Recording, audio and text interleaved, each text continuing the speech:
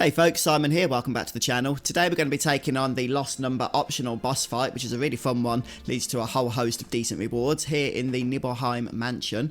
So just before we do that, I want to give a shout out to Alex Atwell for becoming the latest patron. So level 4 patron, that's awesome stuff, thank you so much. And also a huge thank you to everybody else who supports the channel as patrons or YouTube members.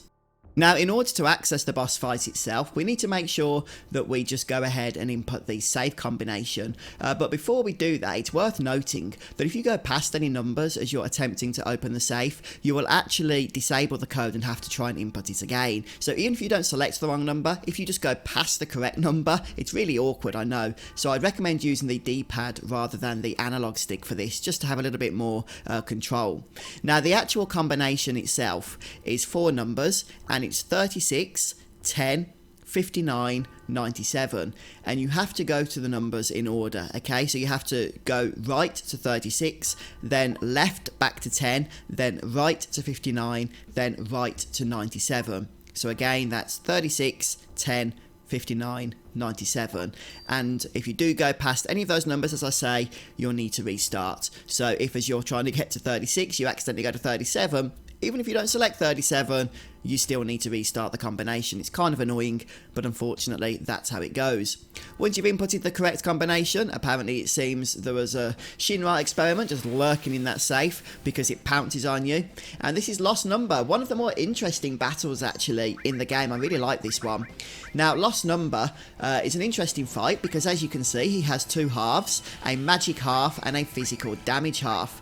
Now, the magic half is the red side and the physical side is the purple part of him. Now, what you're going to want to do, especially if you're doing this when you first have the opportunity to encounter Lost Number, is to make sure that you only begin by casting magical attacks. That means enemy skills and actual magics, but not physical attacks and not limit breaks. And that's because once he's removed, once half of his health has been removed, he's going to switch permanently to one of his sides, and you want him to switch to the red side, which is the magical side, because the physical side has some very nasty attacks that do over 2,500 points of damage, in fact, so it can easily wipe out your party. However, once he does switch to his red magical side permanently, you are at that point only going to want to really use physical attacks and limit breaks, because magical attacks will be greatly reduced. One thing I recommend is making sure that you're guarding against lightning damage, because one of his spells in his arsenal is Bolt 2, as you can see here. So one thing you can do is use elemental lightning combination in armor, but also if you've been following along with my walkthrough, you should have the Bolt Ring. So give that to somebody else, and that will actually completely nullify lightning damage on that particular party member. In total, Lost Number does have 7,000 HP, and if you find yourself a little bit underleveled for the encounter, like I say, it can be a tough one, then by all means use some of the defensive skills you have at your disposal. You should have Big Guard by this particular stage, and also Choco Mog is a nice summon because it actually paralyses Lost Number for a short time as well. There we go, so he's switched over to his magical form now, which means he's only going to use magical attacks, but will also be defensive against magical attacks, as you can see. A couple of physical attacks there are enough to finish him off. Wonderful stuff.